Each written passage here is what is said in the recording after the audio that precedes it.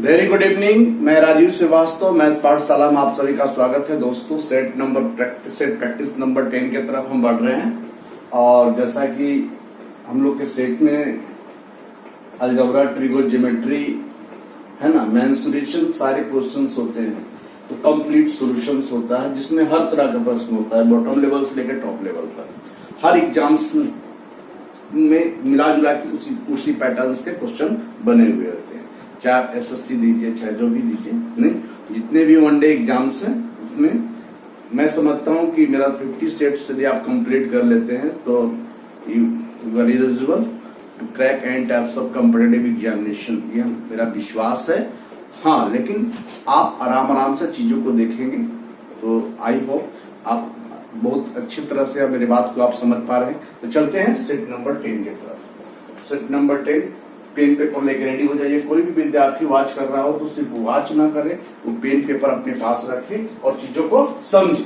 Question number 1 कह रहा है कि 12 आदमी 1.5 मीटर सड़क 7 दिन में बनाते हैं, तो 28 आदमी 12 किलोमीटर सड़क बनाने में। देखिए, आप हमेशा ऐसा प्रश्न जब भी आए तो हमेशा इनपुट जो होता है उसको ऊपर रखते हैं और जो आउटपुट होता है उसको नीचे रखते हैं। मतलब जो रिजल्ट आएगा उसको नीचे रखेंगे और जो काम होगा उसको ऊपर रखेंगे। मतलब मेरा कहने का मतलब है कि 12 आदमी है ना 7 दिन तक काम किया, उसके बदले में क्या मिल गया, तो उसके बदले में उसका 1.5 किलोमीटर सड़क बन गया। यानी कि जो काम होगा उसको ऊपर रखेंगे, जो रिजल्ट आएगा उसको नीचे रखेंगे। और बोल रहा है कि यदि 28 आदमी कितना दिन में, हमको पता नहीं है उसे कितना किलोमीटर बनाना है, तो उसे 12 किलोमीटर बनाना है, तो कितने दिनों की जरूरत पड़ेगी।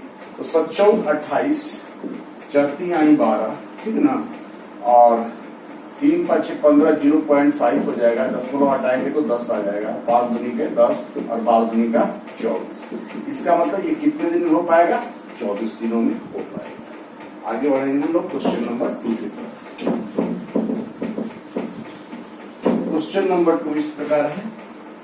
क्वेश्चन नंबर 2, एक कोई काम को जितने समय में करता है, जितने समय में बी और सी मिलकर करते हैं, तो ए और बी मिलकर उसे 10 दिन में समाप्त करें और सी अकेला 50 दिन में, तो बी अकेला उसे कितना दिन। मोस्ट इंपोर्टेंट क्वेश्चन है और मैं उम्मीद कर रहा हूँ सारे एग्जाम्स में, चाहे आप रेलवे का पेपर उठा लीजिए, एसएससी का पेपर उठा लीजिए, बैंकिंग का पेपर, इस तरह का प्रश्न आपका दिए रहते हैं। तो बहुत ही आराम से इस प्रश्नों को देखना। देखिए, एक कोई काम को जितने समय करता है उतने समय में बी और सी मिलकर, इन दोनों का टाइम इक्विवेलेंट है। समझ पा रहे हैं? अब आगे कर रहा है कि ए और बी मिलकर काम को 10 दिन में समाप्त करते हैं और सी अकेला उसे 50 दिन में करता है, तो बाबू बी उसे अकेला कितने दिन में समाप्त करेगा। बाबू, यह बात की जानकारी आपको होनी चाहिए कि जिसका भी आप टाइम निकाल रहे हो तो उसका एफिशिएंसी आपको पता होना चाहिए। यदि मान लिया जाए 100 यूनिट टोटल करना है, यदि किसी बंदा का 5 यूनिट एक दिन का एफिशिएंसी, इसका मतलब वो 20 दिन करेगा, तो एफिशिएंसी पता होना चाहिए। अब देखिए, 10 50 का 50, ये टोटल उसको जो है 50 यूनिट काम करना है।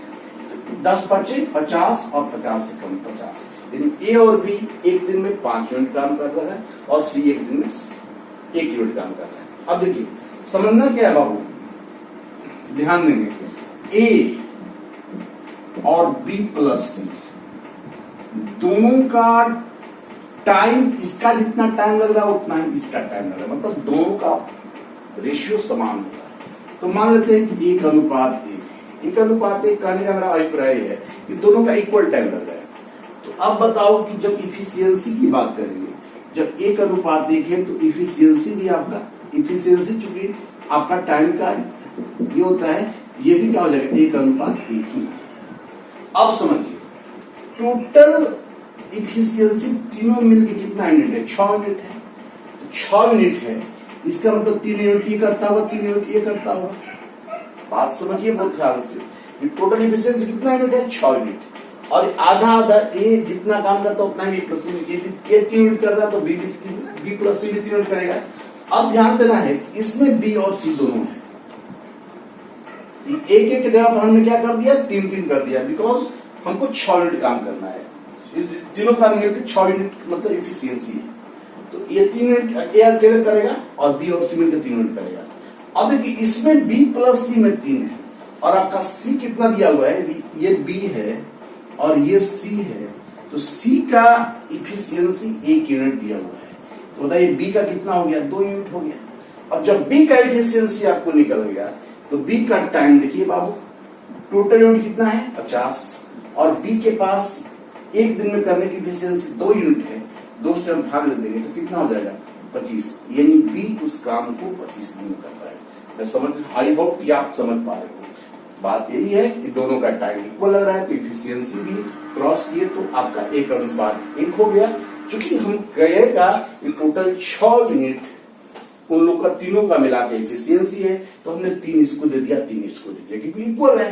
अब 3 में यहाँ पे बी और सी दोनों है, तो हमने क्या किया कि बी और सी, यहाँ बी रख दिया यहाँ सी रख दिया, तो सी का तो मेरे को पता है एक यूनिट इफिशियंसी है, तो बी का भाई कितना होगा 2, क्योंकि बी और सी मिलके हमको 3 करना है और बी का एक दिन का इफिशियंसी 2 है और करना है 50 यूनिट काम, तो 25 दूनी का 50।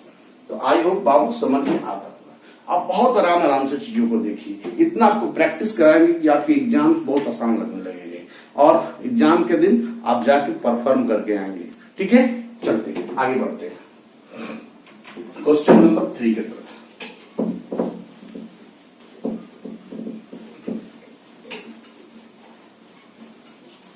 क्वेश्चन नंबर 3 है बाबू, क्वेश्चन नंबर 3 है, 3 आपका है कि ए किसी काम को 6 दिन में करता है और बी उसे 12 दिन में करता है, तो दोनों मिलकर कितना दिन में, बहुत आसान सवाल है। 6 12 का एलसीएम 12 होगा, 6 दूनी का 12, 12 एकम 12, तो टाइम टोटल कितना है 12 और दोनों मिलेगा तो एक दिन में 3 करेगा, तो दोनों का पूछ रहा है इसलिए 3 चौके 12, कितना दिन करेगा 4, इसको हम ऑप्शन बी बोल सकते हैं। समझ पा रहे हैं। क्वेश्चन नंबर 4 की तरफ पढ़ते हैं। क्वेश्चन नंबर 4, ठीक है। क्वेश्चन नंबर 4 इस प्रकार है, a बराबर 2 और b बराबर 3, तो दे रहा है कि a के पावर b प्लस b के पावर a के पावर -1 का मान क्या होगा। दोस्तों a का मान 2 दिया है और a के पावर 2 के पावर 3 और 3 के पावर 2, उसके सिर पे -1, 2 के पावर 3 8 हो गया और 3 के पावर कितना 2 हो गया 9 हो गया, 8 9 के पावर -1, यानी 8 9 17, 17 के पावर -1, किसी के सिर पे भी माइनस है तो उसको 1 बटा कर दो, 1/17 और 1/17 बाबू आपका बॉल ऑप्शन हो गया। समझ पा रहे हैं। आगे बढ़ेंगे क्वेश्चन नंबर 5 की तरफ, है ना। थोड़ा मिटाने में टाइम लग जाता है क्योंकि डिजिटल बोर्ड है नहीं, इसलिए चलिए कोई बात नहीं, है ना। क्वेश्चन नंबर जो भी है, क्वेश्चन नंबर आपका 5, वह लघुत्तम धनात्मक पूर्णांक कौन सा होगा जिसे 392 से गुणा करने पर वर्ग बन जाए। 392 में कौन सा ऐसा नंबर से आप मल्टीपल करोगे जो परफेक्ट स्क्वायर हो जाए। ठीक है, तो चलते हैं, पहले इसको हम 2 से पहले कर देंगे, तो 2 से हम 2 को साइड कर देंगे, तो 2 एकम 2, 1 निकला 19, 2 9 18, 2 6 12, ठीक है ना। तो फिर क्या किए हम, अब चूंकि 96 अंतिम 2 अंक 4 से कट रहा है, तो 4 से डिविजिबल हो जाएगा नंबर, तो 4 का 16, 3 और 4 9, 4 का 16 और 3 4 9 36, 4 9 36, 16 3 19, यानी कि अब क्या हो गया, अब आपने देखा कि 49 मिल गया यहाँ, 49 ऑलरेडी 7 का स्क्वायर है, 4 ऑलरेडी किसका स्क्वायर है 2 का स्क्वायर है, इसका मतलब ये अकेले है। यदि ये अकेले है, समझिएगा 49 7 का स्क्वायर है, 4 2 का स्क्वायर है और ये 2 अकेले है, यदि एक और 2 रहता तो ये भी स्क्वायर हो जाता है कि नहीं होता है, यानी कि मिनिमम हम किस संख्या से मल्टीपल करेंगे तो 2 से मल्टीपल करेंगे, यानी आपका जवाब क्या हो जाएगा कि मिनिमम हम 2 से मल्टीपल करेंगे तो संख्या क्या हो जाएगा, परफेक्ट स्क्वायर हो जाएगा। आई होप कि आप समझ पाए। ठीक है, क्वेश्चन नंबर 6 पे क्वेश्चन नंबर 6 की तरफ पढ़ेंगे कि 8 सेंटीमीटर त्रिज्या वाले एक वृत्त के भीतर एक वर्ग बनाया गया है। देखिए ये बहुत ही बेहतरीन प्रश्न है कि 8 सेंटीमीटर त्रिज्या वाले एक वृत्त के भीतर वर्ग बनाया गया है। जो वर्ग बनाया गया है वृत्त के भीतर बनाया गया है। समझिएगा, बहुत ध्यान से समझिएगा, ठीक है। और तो प्रश्न पूछ कर रहा है, प्रश्न ये पूछ रहा है कि उस वर्ग का क्षेत्रफल क्या होगा। तो भाई वर्ग का क्षेत्रफल जानने के लिए आपको वर्ग की भुजा चाहिए।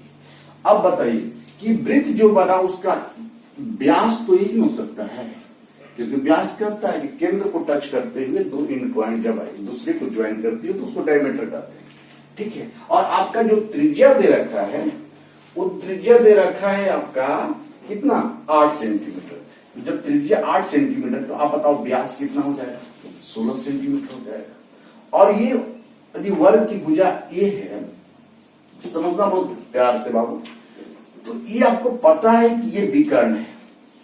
16 क्या है, विकर्ण है। और विकर्ण आपका क्या होता है, भुजा रूट 2। तो भुजा रूट 2 का मान 16 दिया हुआ है बाबू। तो ए का मान कितना हो जाएगा, 16 बटा में रूट 2। और बाबू हमें वर्ग का क्षेत्रफल चाहिए, ए स्क्वायर चाहिए, यानी भुजा स्क्वायर चाहिए। इसका मतलब 16 रूट 2 बाई रूट 2 गुने 16 बाई रूट 2। समझ पा रहे हैं बाबू ना। तो 16 गुने 16 है ना, ठीक है ना। तो नीचे में कितना हो जाएगा, 2 हो जाएगा, 2 8 16 और 16 8 128, यानी 128 वर्ग सेंटीमीटर या सेंटीमीटर जो भी दिया हुआ है। तो आप हम कह सकते हैं क्या कि आपका ऑप्शन सी होगा। बस आपको समझना था कि भाई जब वृत्त के अंदर वर्ग बना है तो जो वृत्त का व्यास होगा वर्ग के विकर्ण के बराबर होगा। यही बात आपको समझना था, और ज्यादा आपको समझने की बिल्कुल आराम से हम पढ़ा रहे हैं। आप आनंद लेके पढ़िए और उम्मीद करते हैं कि आप मेरा सेट यदि 50 प्लस कर लेते हैं तो आप एलिजिबल हैं मैथमेटिक्स के बारे में सोचने के लिए, ये मेरा दावा है। ठीक, तो चलते हैं आगे बढ़ते हैं क्वेश्चन नंबर 7 की तरफ।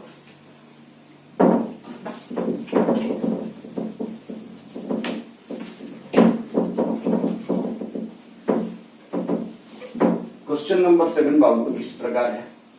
7 कह रहा है कि 16 सेंटीमीटर लंबाई और 6 सेंटीमीटर चौड़ाई के एक आयताकार आयत है। एक आयत इस प्रकार है जिसकी लंबाई 16 सेंटीमीटर है, ठीक है, और चौड़ाई उसकी 6 सेंटीमीटर है। अब बोल रहा है कि इसमें एक वृत्त डाला गया है, तो वृत्त का क्षेत्रफल कितना हो सकता है। तो वृत्त जब भी डालेगा तो वृत्त ऐसे तो आप नहीं डाल सकते हो, क्योंकि ऐसी वृत्त डालिएगा तो वृत्त नहीं बनेगा, कुछ और बन जाएगा, परवलय बन जाएगा। इसका मतलब कभी भी वृत्त हम डालेंगे तो छोटी भुजा के रोटेशन के हिसाब से डालेंगे। इसका मतलब ऐसे ही वृत्त डाल पाएंगे, ठीक है। तो इसका मतलब ये वृत्त का व्यास हो गया, और ये वृत्त का व्यास ये भुजा के बराबर, छोटी भुजा के बराबर। इसका मतलब 2r 6 है, तो r कितना होगा, 3 होगा। तो हमको इस वृत्त का क्षेत्रफल चाहिए, यानी पाई r स्क्वायर चाहिए। इसका मतलब पाई गुने 3 गुने 3, यानी कि कितना पाई हो जाएगा बाबू, 9 पाई हो जाएगा। समझ पा रहे हैं, बहुत आसान था। आगे बढ़ेंगे हम क्वेश्चन नंबर 8 की तरफ। क्वेश्चन नंबर 8 की तरफ बढ़ेंगे बाबू, बहुत ही आसान है, बस चीजों को आप समझिए। क्वेश्चन नंबर 8 इस प्रकार है कि यदि किसी वर्ग के विकर्ण को दुगना कर दिया जाए तो क्षेत्रफल पर क्या प्रभाव पड़ेगा। जिसे मान लिया जाए ये वर्ग है, इसका विकर्ण दुगना कर दिया जाए, ठीक ना। तो पहले चूंकि मान लिया जाए वर्ग का भुजा ए था, ठीक ना, तो इसका विकर्ण कितना हो गया, a रूट 2। अब क्या किए आप कि अब इस विकर्ण को आप दुगना कर दिए। इसका मतलब a रूट 2 था, तो अब a रूट 2 गुने कितना हो गया, 2 हो गया, यानी फिर 2a रूट 2 हो गया। समझिएगा बहुत ध्यान से बात को। तो प्रश्न कह रहा है कि पहले इसका जो एरिया था वो भुजा स्क्वायर था, अब इसका एरिया क्या होगा। तो आप बताइए कि इसका जो साइड यदि हम मान लेते हैं कुछ भी है, इसका साइड है, इसका जो विकर्ण है ना, इसका विकर्ण कितना दिया है, 2a रूट 2 दिया हुआ है। यदि इसकी साइड y मान लेते हैं तो विकर्ण यानी विकर्ण बराबर क्या होता है, 2a रूट 2 बराबर कितना हो गया, भुजा स्क्वायर, यानी y स्क्वायर गया। सॉरी, विकर्ण भुजा रूट 2 होता है, इसका मतलब कि y रूट 2 हो गया। ये बात खत्म हो गया। तो y कितना हो गया, तो y बराबर 2a आ गया, इसका मतलब जब हम इसका एरिया निकालेंगे तो भुजा स्क्वायर यानी कि 4a स्क्वायर। तो पहले क्या था आपका एरिया a स्क्वायर था, अब क्या आ गया 4a स्क्वायर। इसका मतलब कितना गुना हो गया 4 गुना हो गया। तो दोस्तों अब एक बात समझेंगे, पहले विकर्ण जो भी था आपने क्या किया उसका दुगुना कर दिया। तो मान लेते हैं कि a√2 में पहले देखिए थोड़ा समझने के लिए कि यहाँ a√2 में कितना से मल्टीपल है 1 से मल्टीपल है, यहाँ a√2 में कितना से मल्टीपल है 2 का। तो बस जितना से आप मल्टीपल किए हैं उसका वर्ग कर दीजिए। यदि कितना से मल्टीपल किए हैं आप 2 से, तो 2 का वर्ग कितना हो जाएगा 4 गुना हो जाएगा। यदि बोले 3 गुना हो जाए तो कितना हो जाएगा 3 का स्क्वायर 9 गुना हो जाएगा। तो जितना से आप मल्टीपल किए हैं उतना का स्क्वायर वर्ग का क्षेत्रफल इंक्रीमेंट होगा। तो क्या हो जाएगा 1 गुना था तो ये कितना गुना हो गया 4 गुना हो गया। यदि 4 गुना हो गया तो आपका ऑप्शन क्या हो जाएगा बॉल हो जाएगा। चीजों को मैंने समझा भी दिया, ठीक है ना। आगे बढ़ते हैं। क्वेश्चन नंबर 9 बोल रहा है कि करीब एक वस्तु को उस पे अंकित मूल्य में 25% छूट देता है। यदि उसे 660 रुपया में बेचकर 10% लाभ पाता है तो अंकित मूल्य का मान कितना होगा। देखिए 660 रुपया में बेचकर 10% लाभ कमाता है। तो क्रय मूल्य यदि हम मान लें कि 100 रुपया है, 10% लाभ कमाया तो 110 बटा में 100 हो गया, और 10% लाभ कमा के कितना में बेच दिया 660 में। इसका मतलब कि क्रय मूल्य आपका कितना हो गया 600 रुपया। अब समझिएगा, अब अंकित मूल्य जो भी है, अंकित मूल्य जो भी है मार्कअप प्राइस, उस पे वो कितना परसेंट रिबेट कर रहा है तो 25%। कितना लिखते हैं 75 बटा में 100, और रिबेट देने के बाद कितना में कर रहा है 600 में। यानी 25 या 75, 25 चौके 100, 3 दूनी का 6 और 2 चौके 8। यानी मार्कअप प्राइस जो होगा वो कितना हो जाएगा 800 रुपया हो जाएगा। कुछ नहीं था, ठीक ना। आज आपको समझ में आ रहा है, ठीक है। क्वेश्चन नंबर 10 है कि गांधी जयंती के अवसर पर आश्रम 25% छूट देने की घोषणा की गई, और मान लिया जाए अंकित मूल्य 100 रुपया है, 25% छूट 75 बटा में 100 हो गया, और इसके बाद इसका वैल्यू कितना हो गया 525 हो गया। 25 75, 25 चौके 100, 3 से काट दिए, 3 एकम 3 2 22, 3 7 21, 3 5 15, तो 4 5 20, 4 7 28, तो 30, 4 एकम 4 3 7, यानी कितना हो गया 700 रुपया हो गया। आगे बढ़ते हैं क्वेश्चन नंबर 11 की तरफ। क्वेश्चन नंबर 11 इस प्रकार है 11 कि एक दुकानदार एक वस्तु का दाम अंकित करता है, उसे 20% लाभ कमाता है, कुछ छूट देकर वो 12.5% लाभ कमाए। तो देखिए बहुत महत्वपूर्ण प्रश्न है, इस तरह के प्रश्न आपके एग्जाम में आते हैं। तो चलिए 100 रुपया का चीज है, ठीक ना। तो बोल रहा है कि उसने 25%, जिसने उसने 25% लाभ कमाता है, यानी 125। एक दुकानदार एक वस्तु का दाम अंकित करता है जिससे उसे 25% का लाभ मिलता है, तो उसपे कुछ छूट दिया गया, कुछ छूट दिया जा रहा है। अब उसको 12.5% लाभ हो रहा है, यानी 112 रुपया 50 पैसा, ठीक है। अब 125 के सामान को 112 रुपया 50 पैसा मिल रहा है, तो इसमें उसका कितना छूट दे रहा है 12 रुपया 50 पैसा। तो 12 रुपया 50 पैसा जो छूट दिया किस पे दिया 125 पे।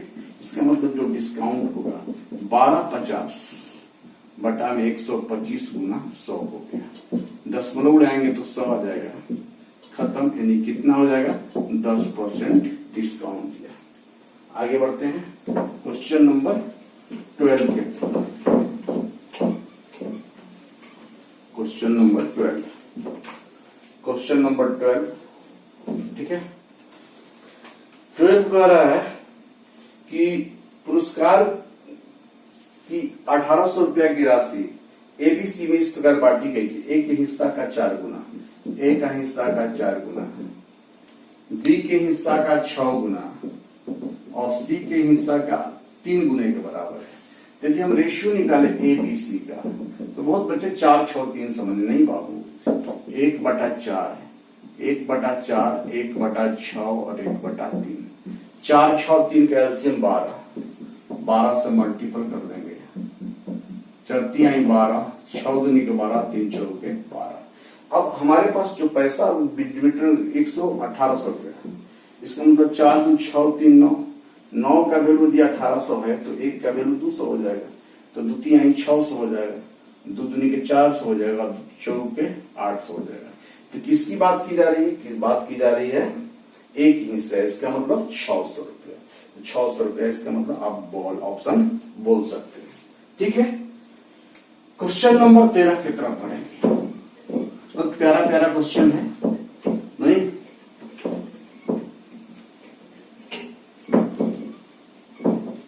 ना तो बहुत ही आसान है और ना ही बहुत टफ है ना, तो neither is not tough. Question number हम 13 की तरफ पढ़ रहे हैं। 81 के 3 भागों में इस प्रकार बांटिए कि पहले का 1/2, दूसरे का 1/3 और तीसरे का 1/4 के बराबर है। पहले का 1/2, दूसरे का 1/3 और तीसरे के 1/4 के बराबर है। इसका मतलब कि ABC हम जब करेंगे तो ये उल्टा 2, 3, 4 हो जाएगा। उसमें क्या था, उसको उल्टा किए थे, तो इसमें कुछ लफड़ा नहीं है। 3, 2, 5, 4, 9, तो 81 को हमने बांटा है, तो 9 का वैल्यू 81 है, तो 1 का वैल्यू 9 हो जाएगा। और जब नहीं तो बोला कि 3 भाग इसमें बांटे, दूसरे बराबर, तो आपका कितना हो जाएगा? 1 का 9 दूनी 18, 9 3 27, 9 4 36, 18 27 36, यानी आपका ऑप्शन कौन सा हो जाएगा? सी हो जाएगा। समझ पा रहे हैं? क्वेश्चन नंबर 14 की तरफ बढ़ेंगे। क्वेश्चन नंबर 14 जो बहुत ही सेक्रीफाई किया जा रहा है, तो एटलीस्ट उसका आप एडवांटेज ले पाएंगे। ठीक है, क्वेश्चन नंबर हम 14 की तरफ बढ़ रहे हैं। 14 कह रहा है कि 7 के पहले 5 गुणज का औसत। देखिए, इन क्रमागत प्राकृतिक संख्याओं का औसत n+1/2 होता है, इस बात को हमेशा समझना। और बोल रहा है 7 के पहले 5 गुणक, 1 2 3 4 5, 5 ही कह रहा है भाई। गुणक है तो 7 कहीं तो कह रहा है। हाँ, तो इसका मतलब 7 हो गया, 14 हो गया, 21 हो गया, जो 7 से मल्टीपल हो गया। तो ये प्राकृतिक संख्या है, और प्राकृतिक संख्या का औसत n+1/2। n कितना है? 5, 5 1 6/2, 2 3 6, यानी 70 का है 21। जब भी प्राकृतिक संख्या की औसत n+1/2 और आपका n 5। समझ पा रहे हैं? क्वेश्चन नंबर हम 21 आपका जो ऑप्शन हो गया आपका बॉल हो गया, बॉल ना चल गया। क्वेश्चन नंबर आपका है 15, सॉरी क्वेश्चन नंबर 15 है। एक स्कूल में 40 लड़कों में से 30 का औसत वजन 60 किलोग्राम है। बंदे 40 थे, जिसमें स्टार्टिंग का 30 का एवरेज 60 kg था। ठीक है ना, तो अब ठीक वो बोल रहा है शेष जो 10 बंदा बचे, उसका जो एवरेज है 56 kg है। तो बोल रहा है कि सारे विद्यार्थी का औसत वजन है, तो 30 का निकाल देंगे, टोटल कितना हो जाएगा? टोटल 3 6 18, 1800, और 10 का टोटल 560, जोड़ देंगे 6 0 6 8 5 13, और कितना हो जाएगा? 1 2 2360 हो जाएगा। बंदे कितने थे? 40, तो उनका औसत निकालना 40 से भाग देंगे, 4 5 20 और 3 निकला, 4 9 4 36, यानी 59। यानी 40 बंदा का जो एवरेज हो जाएगा कितना हो जाएगा? 59। यानी आपका ऑप्शन कौन सा हो गया? डी हो गया। तो आगे बढ़ेंगे बच्चों क्वेश्चन नंबर 16 की तरफ। 16 कह रहा है कि एक साड़ी 12.5% लाभ पर बेची गई, यदि 15% लाभ पर बेची गई होती तो 10 रुपया अधिक मिलता। देखिए, दोनों बार जब लाभ कह दे, यानी सेम बात कहे तो घटा देंगे, दोनों बार हानि कहे तो घटा देंगे, लेकिन एक बार लाभ और एक बार हानि कहे तो जोड़ देंगे। इसका मतलब कि आपको 12.5% लाभ और 15% लाभ एक ही जाते घटा देंगे, यानी कि 2.5%। 2.5%, और 2.5% किसको रीड कर रहा है? तो 10 को रीड कर रहा है। समझेंगे? तो आपको टोटल में ना टोटल 100% होता है, यानी 5/2% 10 के बराबर है, तो 1%, 5 दूनी का 10, यानी 4 के बराबर हो जाएगा, तो 100% 400 के बराबर हो जाएगा। ठीक है, तो आगे हम लोग इसको क्या बोलेंगे? सी ऑप्शन बोलेंगे। Question number 17। क्वेश्चन नंबर 17 तरफ बढ़ेंगे। बोल रहा है कि राकेश ने परीक्षा में 273 अंक प्राप्त करता है जो पास प्रतिशत से 5% अधिक है। 105%, 200 इसके बराबर है, 73 के बराबर है। ठीक है ना। तो हम यहाँ से क्या करेंगे कि 100% निकाल लेंगे। एग्जाम का भाई प्रतिशत कितना था, तो 8 यानी कितना हो जाएगा, x गुने 105 बराबर 273 गुना कितना कर दे हम 100 कर दे। ठीक है ना।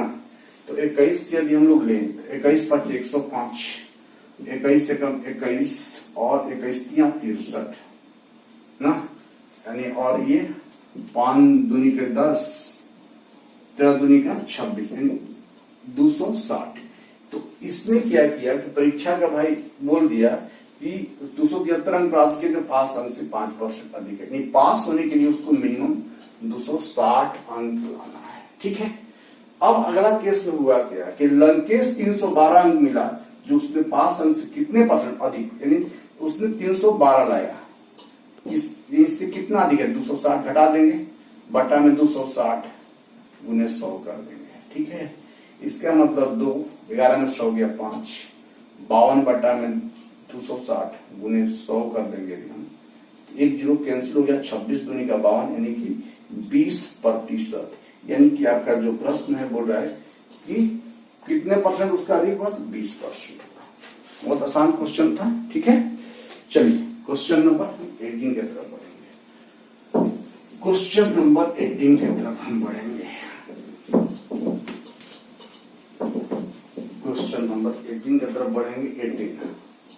18 कह रहा है कि अनिल ने हिसाब लगाया है कि अपनी कार 60 किलोमीटर की दूरी तय करने में 45 मिनट लगता है।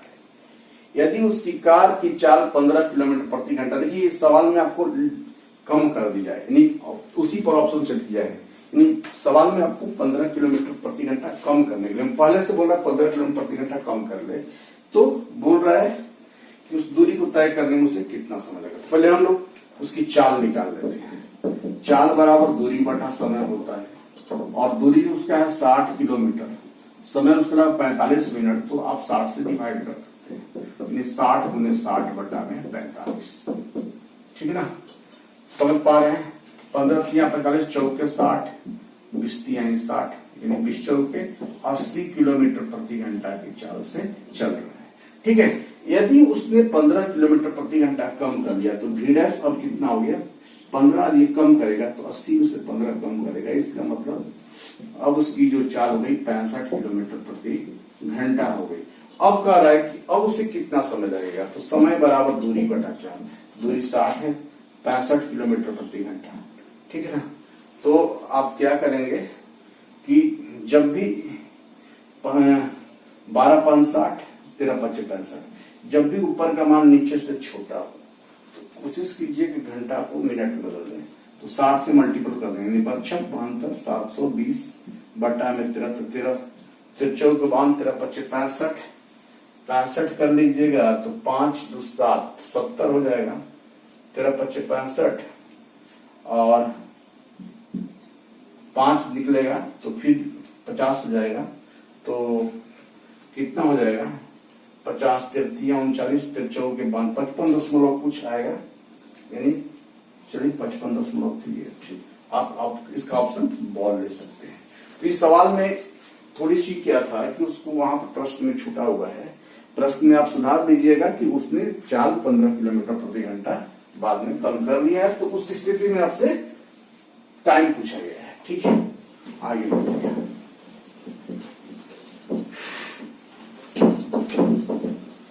क्वेश्चन नंबर आपका 19 है। 19 कह रहा है कि 100 मीटर लंबी गाड़ी 50 किलोमीटर प्रति घंटा की चाल चलते हुए विद्युत दिशा में 120 मीटर लंबी रेलगाड़ी को 6 सेकंड में पार कर जाती है, तो दूसरी रेलगाड़ी की चाल ज्ञात करें। देखिए समय बराबर दूरी बटा चाल। एक बात को हमेशा ध्यान दीजिएगा कि लेंथ को हमेशा जोड़ा जाता है, लेंथ शुड बी एडेड ना, हमेशा किसी भी सिचुएशन में लेंथ को जोड़ा जाता है। अब देखिए 100 किलोमीटर लंबी रेलगाड़ी 50 किलोमीटर प्रति घंटा की चाल से चल तो 6 सेकंड में पार कर जाती है, और एक ट्रेन की लंबाई 100 मीटर है और दूसरी ट्रेन की लंबाई है 120 मीटर। ठीक है। और जो चाल है विपरीत दिशा में है, समान दिशा में चाल को घटाया जाता है और विपरीत में चाल को जोड़ा जाता है। तो एक की चाल आपका दिया हुआ है 50, तो दूसरा का चाल आप x मान लीजिए, ठीक है, गुने 5 बटा आप 18 कर लो। इस बात का ध्यान देना होगा, ठीक है ना। तो चलिए 6 बराबर 220 गुने 18 है ना, गुने 5 आप कर लो। हाँ ठीक है, 5 इधर कर लिए, बराबर हो गया 50 प्लस x, ठीक है। तो आप चलिए 5 से काट दीजिए, 5 के 20 तो निकला, 5 के 20 हो गया, 76 या 18 हो गया, यानी 50 प्लस x बराबर 4 12 3 14 12 1 13, यानी x बराबर 2 और 13 में से 5 निकल कितना हो जाएगा 8 5 13। सेकेंड जो रेलगाड़ी होगी उसकी चाल 82 किलोमीटर प्रति घंटा होगी, ठीक है, जो आपका ऑप्शन बी दिया हुआ है। समझ पा रहे हैं। आगे बढ़ते हैं क्वेश्चन नंबर 20 के तरफ। Question number 20, question number 20। तो क्वेश्चन नंबर 20 इस प्रकार है कि दो बराबर राशि क्रमशः 2 वर्ष 3 वर्ष के लिए 8% वार्षिक दर से उधार दी गई, ब्याज का अंतर 56 रुपया है, तो उधार दी गई राशि देखिए। एक 2 वर्ष के लिए बराबर राशि है, चूंकि राशि बराबर है और आपका टाइमिंग एक का 2 साल है और एक का 3 साल है और रेट भी दोनों का 8% है। तो आप बताओ उसका राशि 56 रुपया अंतर इसलिए आ जाता है क्योंकि 8% का जो रेट है 1 साल के लिए भाग रहा है, यहाँ 2 से 3 साल, तो 8% का रेट 1 साल के लिए भाग रहा है, इसलिए पैसा कितना भाग रहा है 56 रुपया। तो 8% रीड कर रहा है 56% को, तो 1% रीड करेगा 7 को, तो 100% रीड करेगा किसको 700 को। तो आपकी जो राशि है कितनी रुपया हो जाएगी 700 रुपया हो जाएगी। क्वेश्चन नंबर 21 की तरफ बढ़ते हैं। क्वेश्चन नंबर 21 इस प्रकार है कि पुनीत और उसके पिता की आयु का योगफल 45 वर्ष है, ठीक है। यदि उनकी आयु का गुणनफल 126 तो पुनीत की आयु ज्ञात करें, ठीक है ना। तो देखेंगे कि पुनीत 30 से पुनीत हो गया और उसके पिता, चलिए पुनीत पहले हम लोग बेसिस समझ ले। पुनीत का उम्र यदि x वर्ष है और उसके फादर का जो उम्र है वो y वर्ष है, तो प्रश्न बोल रहा है कि x प्लस y का मान दिया हुआ है कितना 45 दिया हुआ है। कर सकते हैं एक ऐसा, टोटल 45 वर्ष फॉर्म है, तो यदि पुनीत x वर्ष का है तो उसके फादर कितना होंगे 45 माइनस 1 साल का होंगे। बात को समझेंगे हम लोग। अब कर रहा है कि उनका कितना गुणनफल x इंटू 45 माइनस x का मान दिया हुआ है कितना 126 दिया हुआ है, ठीक है ना। तो एक तो हम कैलकुलेशन करके रखते हैं, हिट एंड ट्रायल करते हैं। तो 45x माइनस एक्स स्क्वायर बराबर 126, सो एक्स स्क्वायर माइनस 45x और प्लस 126 बराबर 0, ठीक है ना। तो एक समीकरण आ गया आपका कि क्या आ गया कि x square minus 45x plus 126 बराबर 0। तो अब यहां पर क्या करना है कि ऐसा कौन सा दो संख्या है जिससे जोड़ेंगे या घटाएंगे तो आपका 45 हो जाए और गुना करेंगे तो 126 हो जाए, ठीक है।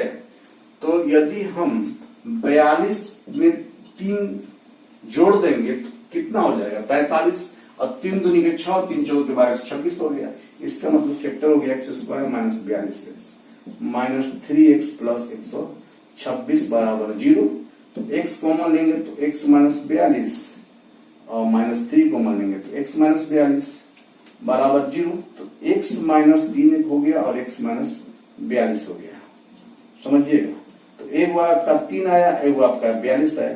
तो 42 3 चूंकि 45 है तो छोटा वाला बेटा हो गया और बड़ा वाला बाप हो गया, यानी बाप 42 साल का है, बेटा 3 साल का है। और ऐसे भी आपको सोच लेना चाहिए था, आपके पास ऑप्शन 2-3 है था ही, तो आप हिट एंड ट्रायल कर सकते थे।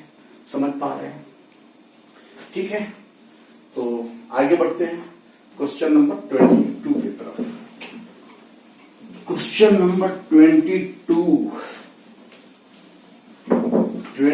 कह रहा है कि 22 कह रहा है कि x square minus 2x square plus के का क्या मान होना चाहिए परफेक्ट स्क्वायर हो जाए। अब बताइए कि हम के का मान 1 रख दें तो एक्स स्क्वायर माइनस कितना, सॉरी माइनस 2x है, सॉरी x4 है बाबू, x4 है ये, और ये 2x स्क्वायर, तो के का मान पूछ रहा है। ये समझ लीजिए कि एक्स स्क्वायर का होल स्क्वायर है, तो यहां तो 2a भी तो होगा ही, ये वाला एक्स स्क्वायर परमानेंट है, 2x स्क्वायर तो मुझे मिल गया। इसका मतलब कि हम क्या से मल्टीपल करें या फिर परिवर्तन ना हो तो हम 1 से मल्टीपल करेंगे। इसका मतलब एक्स्ट्रा कौन था, 1 है, वही ना हो गया 1 का स्क्वायर।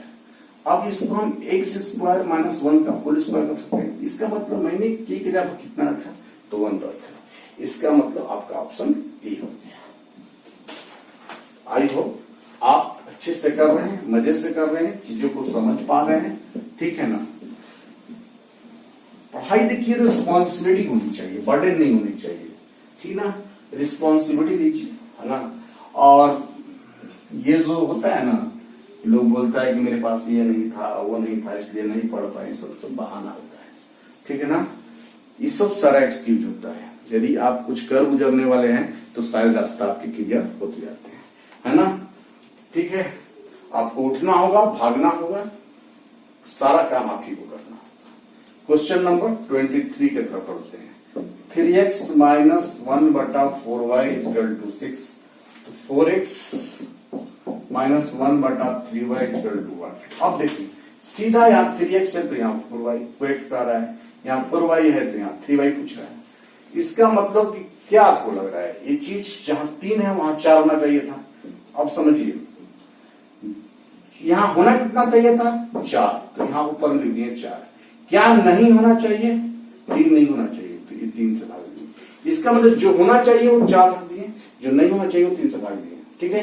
तो दोनों तरफ करेंगे ना, 4/3 हो गया। आप समझते जाइए, 4 3 से 3 कट गया तो 4x हो गया। देखिए 4 से 4 कट गया तो यहाँ 3y हो गया। अब कितना हो जाएगा आपका, 4 दूनी का 8 हो जाएगा। यही चीज तो आपसे पूछ रहा था, आपका कितना मान हो गया, 8 हो गया ना। आपका ऑप्शन डी हो गया। सारा चीज थोड़ा सा सोचने का है, ठीक है ना। क्वेश्चन नंबर आपका 24, a प्लस बी प्लस सी बराबर आपका 0 है। बोल रहा है a प्लस बी बटा सी माइनस 2b बटा में a plus c plus b प्लस सी बटा में a का मान क्या होगा। जब भी आपके पास इस तरह का केस हो कि a प्लस बी प्लस सी बराबर 0, तो आप ऐसा कुछ मानिए जिसके चलते 0 हो जाए अपने मन से। यदि हम कोई मान मानिए अपने से, है ना, ठीक है ना। 2 - 1 - 1 खत्म। यदि 2 - 1 - 1 मानिएगा, इसका मतलब ये खत्म हो गया, ठीक ना। आप देखिए कहीं सर 0, देखिए 0 मानने के पहले आप मान लीजिए सी को 0 मानते तो ये इन्फिनाइट हो जाएगा ना, इस संख्या नीचे उसका वैल्यू इन्फिनाइट हो जाएगा, ये भी इन्फिनाइट हो जाएगा। तो हम अब 0 मान ही नहीं सकते, ठीक है ना। ठीक है, तो आते हैं a का मान हमने 2 माना, b - 1 c - 1, b का मान हमने कितना माना, -1, a 2 c - 1, b कितना माना है हमने, -1, c कितना माना, -1, a कितना माना, 2। इसका मतलब 1 - 1 माइनस प्लस 2 बटा में 1 -2 बटा में 2, ये -1 हो गया प्लस 2 हो गया और ये -1 हो गया। इन दो इनका वैल्यू कितना हो जाएगा, 0 हो जाएगा। तो जवाब के तौर पे आपका इसका ऑप्शन क्या हो जाएगा, ए हो जाएगा। कुछ नहीं, जब भी a प्लस बी प्लस सी आए तो आप ऐसा कोई मान रखिए जिसके चलते 0 हो। फटाफट चीजों को आप खत्म करते हुए आगे निकल जाएंगे, ठीक है। आगे बढ़ेंगे हम लोग। क्वेश्चन नंबर 25 कह रहा है कि यदि x प्लस 4/x का मान 4 हो तो आपसे प्रश्न पूछ रहा है कि x³ प्लस 4/x³ का मान क्या होगा? बहुत खूबसूरत सवाल है ना? तो आप बताइए, हीट एंड ट्रायल से सोच लीजिए, यदि x को आप दूर रख देते हैं तो 2 और यहां 2, तो 2 दूनी का 4, x को दूर रख दिए तो यहाँ 4/2, तो 2 कितना हो गया? 4 हो गया। इसका मतलब x किस पे छूट गया? तो हीट एंड ट्रायल बढ़ गया, तो 2 का क्यूब कितना हो गया? 8 प्लस 4/2 का क्यूब 8 हो गया, यानी 1/2, यानी 8/1/2, और 8/1/2 जो आपका ऑप्शन हुआ आपका बॉल हो गया। चीजें बहुत आसान है, उम्मीद कर पा रहे हैं कि आप बहुत आराम से चीजों को समझ रहे हैं, ठीक है ना? आगे बढ़ते हैं। क्वेश्चन नंबर 26 इस प्रकार है, x बराबर 3 + 2√2, तो बोल रहा है कि √x - 1/√x का मान क्या होगा? तो आप समझ लो, √x पहले निकालो, √x करोगे तो 3 √3 + 2√2। हम स्क्वायर रूट का वीडियोस बनाए हैं बाबू, आप नए हैं तो उसको जाकर वॉच कर लीजिए, और चाहे तो आप इस चीज को समझ लीजिए। हम इसको सेकेंडों में बताए थे हल करने का तरीका, ऐसे आप समझ लीजिए, हम आप तोड़ ही दे रहे हैं आपको। 2 + 1 + 2√2, ठीक है ना? 2 को हम √2 1 3 कर दिए, हमको ऐसा करना, यहाँ 2 रहना बहुत जरूरी है। √2 का स्क्वायर हो गया, ये 1 का स्क्वायर हो गया, या 2√2 हो गया, तो आपको क्या मिला यहाँ पे? √2 + 1 का होल स्क्वायर मिला, तो बाहर निकाले तो कितना हो गया? √2 + 1 हो गया। तो ये आपको इतना पंचायती करने की जरूरत नहीं थी। आपको यहाँ पर ऐसी कौन सी दो संख्या जिसे जोड़ो तो 3, गुना करो तो ये देखो 2 होना चाहिए, 2 और 1 3, और 2 एकम 2, यहाँ और यहाँ 2 होना जरूरी है। यदि ऐसा है तो यहाँ बीच में क्या है? प्लस, और रूट में यदि चीज को पूछे तो फटाफट √2 + 1 हम चला दिए। तो फटाफट इतना करने की जरूरत नहीं थी, आप चीजों को ऐसे सोचते थे। तो आपको अभी क्या मिला? √x का मान मिल गया √2 + 1, ठीक है? अब एक बात बताओ, जब भी एक जो चीज मिला है उसका बटा है, तो बटा करने से हमेशा ध्यान दीजिए, ये दोनों के स्क्वायर के बीच का ही अंतर 1 हो। √2 का स्क्वायर 2 हुआ, 1 का स्क्वायर 1 हुआ, 2 में से एक जाएगा 1 हुआ, दोनों के स्क्वायर करने से उसके बीच का अंतर 1 हो, तो जब 1 बटा करेंगे तो जो चीज प्लस में वो चीज क्या हो जाएगा? माइनस में। इसका मतलब √2 + 1, √2 - 1, √2 + 1 माइनस √2 + 1, 1 1 2 पर आपका कौन सा ऑप्शन हुआ? 1 2, मतलब बॉल हो गया। समझ पा रहे हैं? आगे बढ़ेंगे क्वेश्चन नंबर 27 के पास।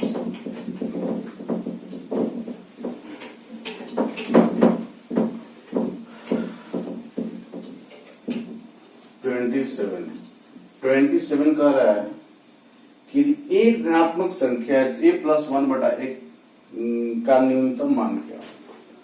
ठीक है ना? तो आप ध्यान देंगे, a + 1/a, a is positive integer, मतलब a का मान 0 से बड़ा होना चाहिए, तो 1 + 1, a का मान कितना हो जाएगा? 2 हो जाएगा। तो आपको कुछ करना नहीं था, बस ऑप्शन सी कर लेंगे। क्वेश्चन नंबर 28 कह रहा है, 28 यदि a बराबर 0, b not equal to 0 and c not equal to 0, so x plus by plus c बराबर 0। तो यहां से by बराबर क्या हो जाएगा? -x - 0। y बराबर कितना? b से भाग दे देंगे, -a/bx - c/b, यानी कि ध्यान देना, ये y बराबर mx + c होता है, ठीक है ना? y बराबर, इसका कभी कभी ऐसे प्रश्नों में स्लोप पूछ लेता है, ढाल पूछ लेता है, तो -a/b हो जाता है। लेकिन पूछा क्या है कि किसके समानांतर होगा? तो चूंकि समानांतर होगा तो आप इसका जो ग्राफ बनेगा ऐसे बनेगा, इसका मतलब x अक्ष के समानांतर बनेगा, यानी आप कह सकते हैं कि इसका ऑप्शन क्या हो जाएगा? डी हो जाएगा। आगे बढ़ते हैं क्वेश्चन नंबर 29 के तरफ। 20 तरफ बढ़ रहे हैं। बोल रहा है कि यदि परिमाप 32 सेंटीमीटर वाले त्रिभुज का अंतर त्रिज्या 6 दिया है तो उसका क्षेत्रफल क्या? छोटा सवाल है तो ध्यान देंगे। त्रिज्या दिया है 6, परिमाप का मतलब तीनों भुजाओं का योग, और आपका दिया हुआ है 32। तो a + b + c को हम लोग 2s बोलते हैं, 32, तो एस कितना हो जाएगा 16। इसलिए एरिया ऑफ ट्रायंगल जो होगा, परिमाप दिया और त्रिज्या दिया छोटी, तो आर इंटू एस होता है। आर कितना दिया आपका 6 दिया है, 16 छका 96 वर्ग मीटर या 96 सेंटीमीटर, यानी आपका कौन सा ऑप्शन हो गया, डी हो गया। ठीक है, आगे बढ़ेंगे हम लोग क्वेश्चन नंबर 30 पे। क्वेश्चन नंबर 30 इस प्रकार है। ओ केंद्र वाले एक वृत्त पर एबीपी 3 बिंदु है जो कोण ए, देखिए ध्यान से समझेंगे इस चीज को, है ना। तो आपका a point a b p 3 point दिया हुआ है और इसका सेंटर जो है वो दिया हुआ है, टच कर रहा है। क्वेश्चन को मिला लेंगे कि ओ केंद्र वाले ए बी पी 3 बिंदु है, तो आप इसे ट्रायंगल के रूप में इसे कर लें, और ये ओ सेंटर है, इसको आप मिला दे सकते हैं, मिला लेंगे। देखिए इस तरह का प्रश्न आपके एग्जाम में हमेशा आता है, मैंने जितना दिन से डिस्कस कर रहा है, एक प्रश्न इस तरह का आता ही आता है, इस पर आपका एकदम कॉन्सेप्ट बनना चाहिए। ठीक है, तो ओ ए पी कितना दिया हुआ है आपका, ओ ए पी आपका दिया हुआ है 25 डिग्री, समझेंगे। जो बीच वाला होता है उसी पे एंगल बनता है, इस बात को ध्यान देंगे। ओ बी पी कितना दिया हुआ है आपका, ओ बी पी आपका दिया हुआ है 35। तो प्रश्न पूछ रहा है कि ए ओ बी का मान ज्ञात करें, ये एंगल पॉइंट। बड़ा जबरदस्त प्रश्न है, कैसे निकालेंगे आप, समझिएगा ध्यान से, है ना। अब देखेंगे ये, ध्यान देंगे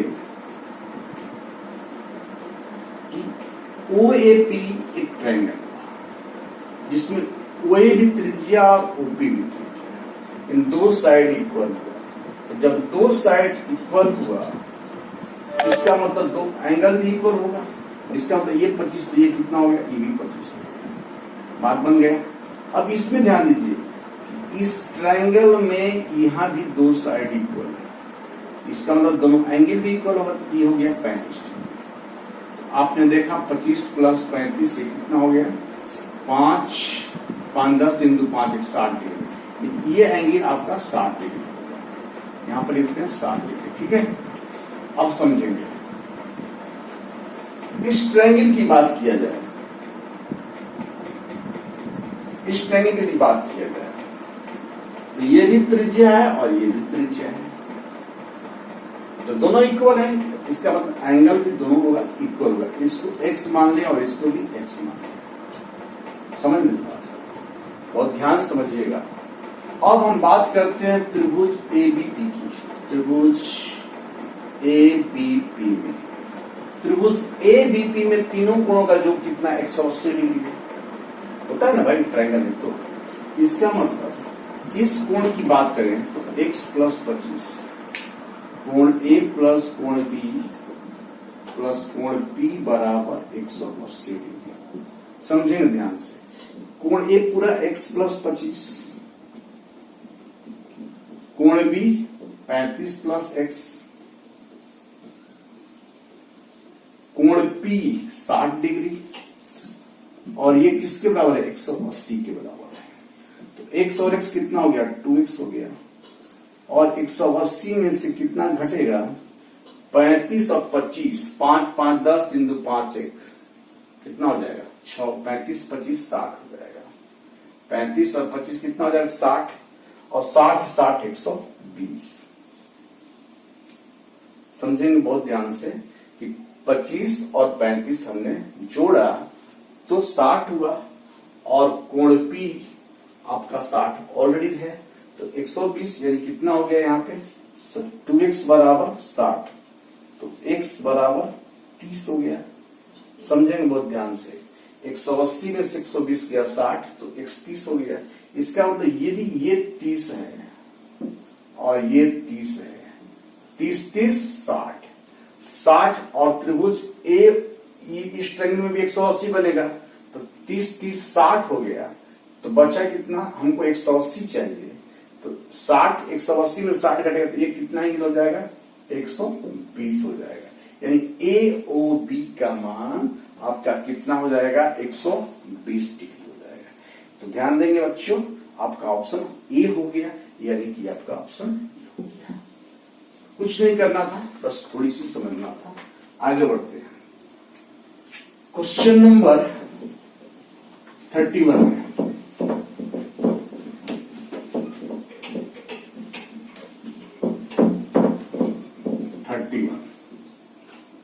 इस प्रकार है कि त्रिभुज एबीसी की भुजा को बीसी को डी तक बढ़ाया गया। एबीसी है, इसको डी तक बढ़ाया गया। एबीसी है, डी तक बढ़ाया गया। त्रिभुज एबीसी में बीसी भुजा को डी तक बढ़ाया गया। कोण एसीडी कितना दिया हुआ है आपका, 140 डिग्री दिया हुआ है, ठीक है ना। और कोण एबीसी जो है, एबीसी इस कोण की बात कर रहा है, बीएसी का तिगुना है। यदि ये x है तो कितना होगा, 3x है। यही बात दिया हुआ है। तो आपसे पूछ क्या रहा है, पूछ रहा है कि कोण ए कितना है। अब समझिएगा, यहां एक चांद बना, क्या बना, चांद बना। तो चांद बनने का मतलब 180 डिग्री, जब ये 140 है तो इधर कितना बनेगा, 40 बनेगा। त्रिभुज के तीनों एबीसी की बात किया जाए, ट्रायंगल एबीसी की, त्रिभुज के तीनों कोणों का योग 180 होता है। x plus 3x plus 40 equal to 180, तो 4x बराबर कितना हो जाएगा, 140। तो x बराबर 12 और 4 बचे 20, ये कितना निकल गया, 35 डिग्री। तो कोण ए का मान कितना हो गया आपका, 35 डिग्री। यानी आपका ऑप्शन कौन सा हो गया, डी हो गया। समझ पा रहे हैं। Question number 32। Question number 32। Question number 32 इस प्रकार है कि एक बाह्य बिंदु P से 5 सेंटीमीटर त्रिज्या वाले वृत्त पर खींची गई स्पर्श रेखा की लंबाई 12 सेंटीमीटर है, तो वृत्त के केंद्र से P की दूरी कितनी होगी। देखिए, ध्यान देंगे, सर्कल है, ठीक है। यहां से P से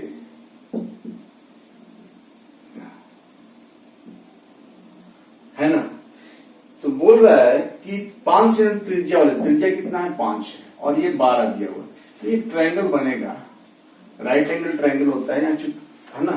तो आप ये 12 के स्क्वायर 5 के ट्रायंगल कितना होती, इसकी लंबाई कितनी हो जाएगी, 13 हो जाएगी। इसमें कुछ करने की जरूरत नहीं थी, इसका ऑप्शन सी बोल सकते थे। तो 32 का क्या हो जाएगा, सी हो जाएगा। आगे बढ़ेंगे हम लोग क्वेश्चन नंबर 33 की तरफ। क्वेश्चन नंबर 33 इस प्रकार है कि एबीसीडी एक चक्रीय चतुर्भुज है। एबीसीडी एक चक्रीय चतुर्भुज है, ठीक है ना। एबीसीडी एक चक्रीय चतुर्भुज है और बोल रहा है कि एबी उस वृत्त का व्यास है, यदि एबी उस वृत्त का क्या है, व्यास है। एबी उस वृत्त का व्यास है, तो एबी उस वृत्त का क्या है, व्यास है। और सीडी, इसको हम सीडी कर लेते हैं, और ये चक्रीय चतुर्भुज है, ठीक है। तो कह रहा है कि यदि एसीडी 50 डिग्री है, एसीडी 50 डिग्री है, आप लिख पा रहे हैं इसको, 50 डिग्री है, ठीक है ना। कोण बी ए डी का मान क्या होगा, ध्यान देंगे। कोण बी ए डी निकालना है, ये वैल्यू आपको निकालना है। अब पूरा कंप्लीट निकालना है। जैसा कि आपको पता होना चाहिए कि अर्धवृत्त का कोण समकोण होता है। तो ये तो 90 डिग्री ऑलरेडी है, और ये 50 होता है, 9 5 14, यानी 140 डिग्री हो गया। और जब चक्रीय चतुर्भुज है तो समूह कोणों का जो 180 डिग्री होगा, यानी 140, तो ये कितना हो जाएगा 40।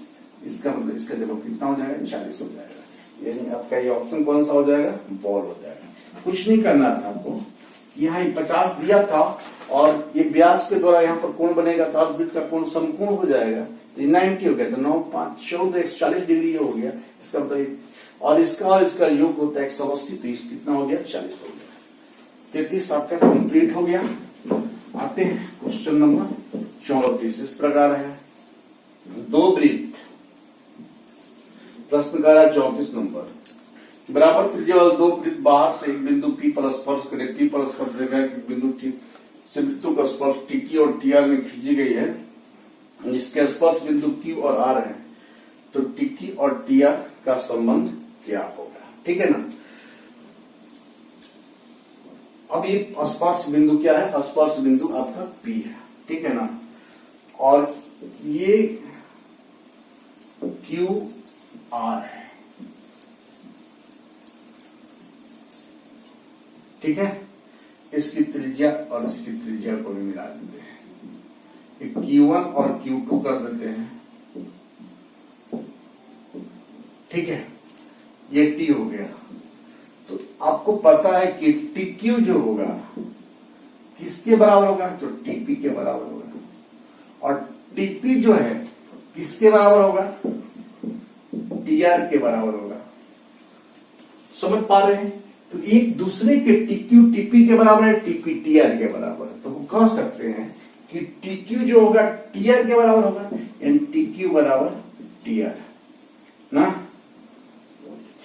पढ़े ना, उष्मागतिकी का शून्यवान नियम, ए बी को सामान्य करता है, बी सी को, तो ए और सी को भी करेगा। थर्मोडायनेमिक्स वही बात तो यहाँ पर भी अप्लाई किया गया है। तो आते हैं क्वेश्चन नंबर, इसमें कुछ करना नहीं था, बस ये प्रॉपर्टी से रिलेटेड क्वेश्चन था। Question number 35। क्वेश्चन नंबर 35 इस प्रकार है आपका कि जब दो वृत्त बाह्य रूप से स्पर्श करें तो घनिष्ठ रेखाओं की संख्या कितनी होगी। देखिए, जब दो वृत्त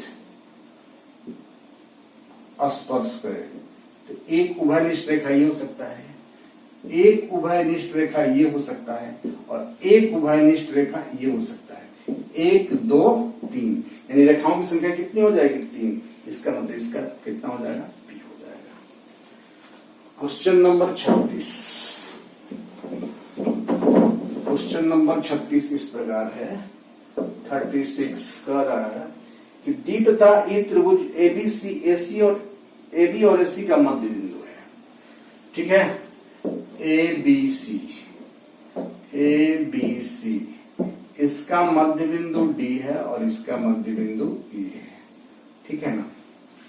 अब क्या कह रहा है, कोण A आपका 80 दिया हुआ है। ठीक है, कोण C आपका दिया हुआ है 35 दिया हुआ है। तो तीनों कोणों का योग 180 होता है, तो 80 और 35 जोड़ दिए तो 115 हो गया। जब 115 ये हो गया और तीनों कोण जो कितना होता है 80 180 होता है, तो 180 में से हम 115 घटा देंगे, कितना हो जाएगा 65 डिग्री। इसका मतलब ये कोण कितना हो गया 65 हो गया। अब आपसे प्रश्न जो पूछा है वो ED भी पूछा है, ED भी ये एंगल पूछा है इधर ये, तो ये एंगल भी कितना हो गया 65 हो गया। ठीक है, अब ध्यान देंगे कि ये एंगल आपसे पूछा गया ED भी, तो ये एंगल और ये एंगल का चूंकि समानांतर है, तो ये रेखा और ये रेखा समानांतर है, तो ये एंगल और ये एंगल का जो कितना होगा 180 होगा। जब ये 65 है और 180 में से 65 यदि आपका जाएगा तो कितना बचेगा 115। ये एंगल आपका कितना हो जाएगा 115 हो जाएगा, यानी आपका ऑप्शन कौन सा हो गया, बी हो गया। क्वेश्चन नंबर हम 37 की तरफ आते हैं। क्वेश्चन नंबर 37, आई होप आपको समझ में आ पा रहा है। 37 कह रहा है 125 मीटर ऊंचे टावर एक कार का उन्नयन कराया डिग्री है, तो कार टावर से कितनी दूरी पर है 125 मीटर है, और एंगल जो दिया हुआ है वो आपका दिया हुआ कितना 45 डिग्री है। ऐसे ऐसे पैरेलल कर लेंगे और ये हमको डिस्टेंस पूछ रहा है, ठीक ना। तो tan 45 125 बटा में x, एक बराबर 125 बटा में ये भी कितना हो जाएगा 125 ही होगा, यानी ये भी कितना होगा 125 मीटर ही होगा। आते हैं क्वेश्चन नंबर 38 इस प्रकार है। 38 कह रहा है कि साइन 53 बट्टा में कॉस 37 डिवाइड है कॉट 65 बट्टा में tan 25। अब देखेंगे साइन 53, इसको हम कॉस 90 माइनस 53 करेंगे, क्या 10 में से 3 गया 7 और 8 में से 5 गया 3, डिवाइड है कॉट 65। तो इसको हम tan मैंने किसी एक को बदलिए, आप ध्यान देंगे इस बात को। साइन 53 सब cos 90 minus sine theta, sine 53 ये भी हो जाएगा और चलो भागा ये भी रखो, ठीक है ना। कॉट 65 बट्टा में ये भी कॉट हो जाएगा 65, तो ये कट गया और एक में भागा एक से करेंगे तो वैल्यू कितना हो जाएगा आपका 1 हो जाएगा, यानी आपका जवाब कौन सा हो गया बी हो गया। क्वेश्चन नंबर 39, क्वेश्चन नंबर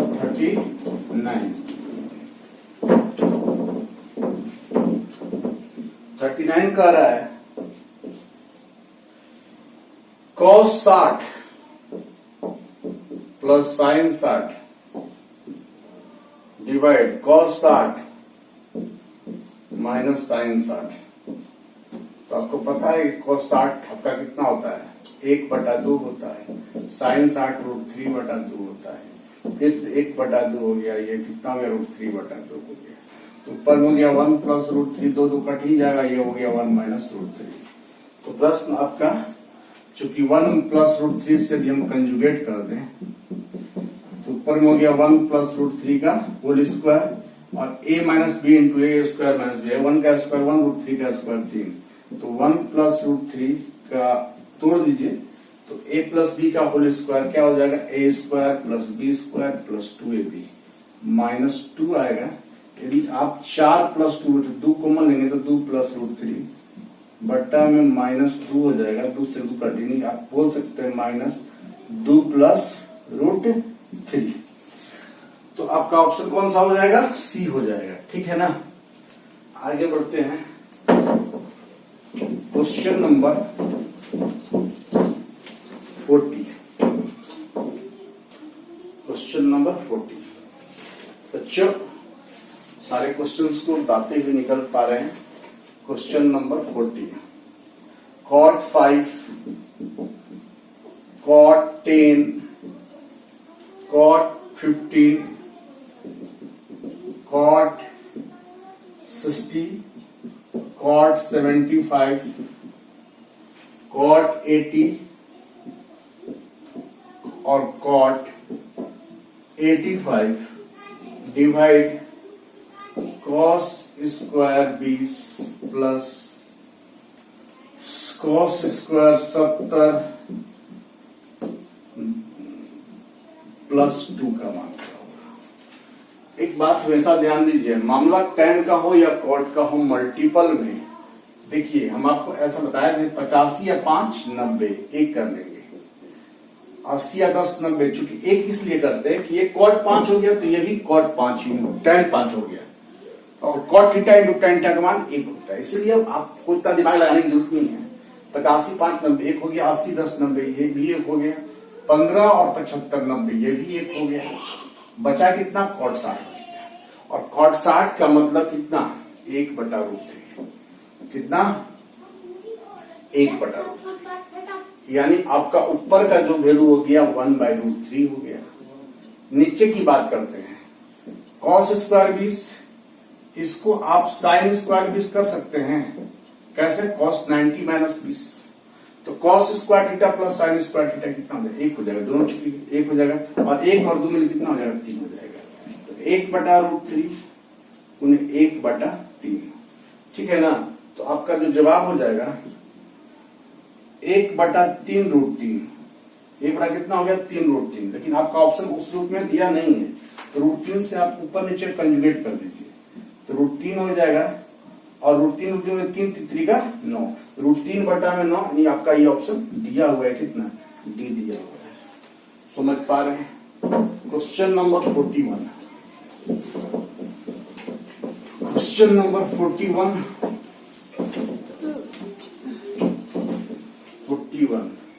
41 इस प्रकार है कि 2, 5, 3 का अनुपात दे, न्यूनतम कोण का मान रेडियन में ज्ञात करें। एंगल है एबीसी का, जो भी है, 5 2 7 3 10, 180 है, तो 1 18 हो जाएगा, 18 दूनी 36, 18 5 90, 18 54। आपको किसमें निकालना है, तो आपको निकालना है रेडियन में, ठीक है ना। तो चूंकि हम जानते हैं 180 degree equal to pi radian, तो 1 डिग्री कितना हो जाए π/180, तो आपको छोटा कोण बोल रहा है ना, तो 36 डिग्री यानी कि π/180 गुने 36, तो 36 × 180 यानी π/5 रेडियन, ठीक है ना। आते हैं क्वेश्चन नंबर 42 के तरफ। क्वेश्चन नंबर 42 इस प्रकार है, 42 कह रहा है आपका कि x बराबर a sin theta minus b, sorry x बराबर a cos theta minus b sin theta, and y बराबर b cos theta plus a sin theta. तो व्हाट आर द रिलेशन, है ना, x² प्लस y² का मान क्या होगा। अब आप बताइए, कल ही हम बताए थे कि जो a cos के साथ था वो किसके साथ हो गया, साइन के साथ हो गया, जो b साइन के साथ हो कोएफिशिएंट बदल जाए, और माइनस है तो प्लस हो जाए। तो हमने रिलेशन बताया था कि क्या करेंगे ऐसे केस में, x² प्लस, हमने प्रूफ भी किया था इस बात को। आपको ये बात समझ नहीं आ रहा है तो पिछला जो है 39 को आप देख लेंगे। तो a हो जाएगा a² और ये हो जाएगा b²। हमने प्रूफ भी किया इस बात को। जब भी इस तरह क्वेश्चन देखते आप समझ लेंगे। तो आपका ये ऑप्शन कौन सा हो जाएगा, डी हो जाएगा। क्योंकि करते क्या है कि स्क्वायर करके दोनों को जोड़ लेते हैं। क्वेश्चन नंबर 43 इस प्रकार है, 43 इस प्रकार है, 43 कह रहा है कि tan alpha plus cot alpha बराबर 2, तो tan के पावर 7 अल्फा प्लस cot के पावर 7 अल्फा का मान, तो 1 + 1 बराबर 2, इसका मतलब tan में 1 कितना 45 डिग्री पर, तो tan की पावर 7 45, यानी ये वैल्यू 1 की पावर 7 प्लस 1 की पावर 7, वैल्यू कितना हो जाएगा 2 हो जाएगा, जो कि आपका ऑप्शन ए है। ठीक है, अब कुछ क्वेश्चन 2 को, ठीक है। सो इस प्रकार आपका एक फिगर है, 1 2 फिगर में हम बना लेते हैं, यानी दिया हुआ है आपका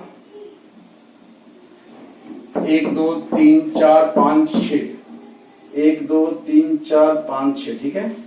रॉयलिटी दिया हुआ है, रॉयलिटी दिया हुआ है आपका 15%, ठीक ना। मुद्रण दिया हुआ है आपका 35%। क्वेश्चन आप देख लेंगे। जिल्द साज का खर्च दिया हुआ है आपका 15%। कागज की लागत दिया हुआ है आपका 16%, ठीक है ना। विज्ञापन दिया हुआ है, विज्ञापन पर आपका दिया है 15%, और आपका विविध दिया हुआ है आपका 4%, ऐसा दिया हुआ है। तो देखते हैं, जो आपकी फिगर में भी पूरा क्लियर है। क्वेश्चन नंबर 1 है, जो 44 है। कागज की लागत के लिए वृत्तखंड का केंद्रीय कोण क्या होगा? देखिए, कागज की लागत के लिए आपका कागज की लागत 16% है। आप बताइए, परसेंटेज में है तो 100% है, और जब एंगल में आया 360 डिग्री, 100% किसके बराबर? 360 डिग्री। तो 1% किसके बराबर? 3.6 डिग्री। इस बात को ध्यान दीजिएगा। अब आपका है कि क्वेश्चन ये कह रहा है कागज का लागत का केंद्रीय कोण कितना? कागज की लागत कितना? 16%।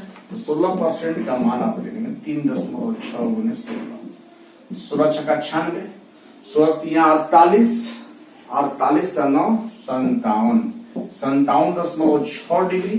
यानी आप कह सकते हैं कि इसका ए जवाब हो जाएगा, कुछ करने की जरूरत नहीं है। आते हैं क्वेश्चन नंबर 45। क्वेश्चन नंबर 45 क्या है? 45 कह रहा है दोस्त, यदि विविध पर खर्च 6000 रुपया है तो कागज की लागत क्या है? कागज की लागत क्या है? ठीक है ना। विविध पर खर्च, विविध का परसेंट है 4%, और कागज की लागत कितना है? 16%। तो 4% का मान आपका दिया हुआ है 6000, और तो कागज की लागत कितना परसेंट है? 16%। तो 1% आपका कितना हो जाएगा? 15 चौके 60, 1500। जब 1% 1500 हो जाएगा तो कागज की लागत 16% निकलना आपको। 1500 गुना 16, तो 15 छक्का 90, 15 एकम 15 9 24, 2 जीरो, यानी कितना हो जाएगा? 24,000 हो जाएगा। यानी आप ऑप्शन डी कर सकते हैं। तो दोस्तों, आपने देखा कि आज के सेक्शन में हम अरिथमेटिक्स एडवांस सारे सेक्शंस को कवर किए, डाटा इंटरप्रिटेशन, और मैं समझता हूं कि ये कंप्लीट सॉल्यूशन है। जो भी विद्यार्थी, ऐसा मैं नहीं कर रहा हूं, आप खुद वी हैव टू एनालाइज, आप एनालाइज कीजिएगा कि यदि मेरे 50 सेट्स को आप प्रैक्टिस कर लेते हैं एक प्रॉपर प्लानिंग में, प्रॉपर डायरेक्शन में, तो मुझे नहीं लगता कि किसी भी साइड से आपको प्रश्न प्रॉब्लम आएगी। आप 80% प्लस करके आएंगे मैथ रीजनिंग में, मेरी दावा है। वीडियोस आज चूंकि हमने रीजनिंग में डाइस का भी वीडियो दिया है, तो जो बंदे नए हैं वो डाइस की भी वीडियो आपका देख सकते हैं। हर एक पॉइंट्स को हमने क्लियर किया है। मेरा यह है कि भाई मैथ रीजनिंग से किसी भी एंगल से, चाहे वो किसी भी एग्जाम कॉम्पिटेटिव तैयारी करता हो, उसका छूटना नहीं चाहिए। और डीआई भी हमने डालने लगा है, तो बैंकिंग स्टूडेंट्स भी अब देखना शुरू करते हैं, है ना। किसी भी, हम तो कह दिए कि जितने भी वनडे एग्जाम्स होते हैं इससे ज्यादा नहीं हो सकते, ये मेरा दावा है। और ऐसा करेंगे तो आपको वर्दी मिलेगा। ठीक है, तो चलिए, वीडियो अच्छा लगा तो लाइक करें, शेयर करें, सब्सक्राइब